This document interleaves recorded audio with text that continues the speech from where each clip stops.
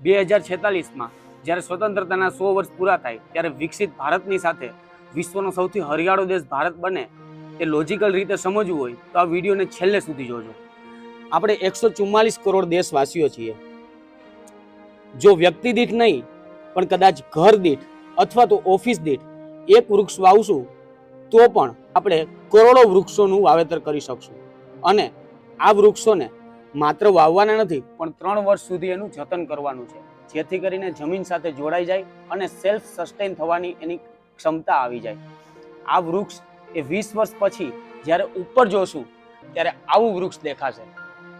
અને આ વૃક્ષ જોઈ અને આપણી આવનારી પેઢી છે એ આપણને થેન્ક યુ કહેશે અને જે વીરોએ બલિદાનો આપ્યા છે એને પણ એક શ્રદ્ધાંજલિ પૂર્વક આ વૃક્ષો એ ઉગી નીકળશે. જો તમને આ વાત લોજિકલ લાગી હોય તો એક વૃક્ષ વાવો અને એનો ફોટો કમેન્ટમાં મૂકો, જેથી કરીને બીજા લોકો પણ પ્રેરાય વિકસિત ભારત અને હરિયાળું ભારત બનાવવા માટે.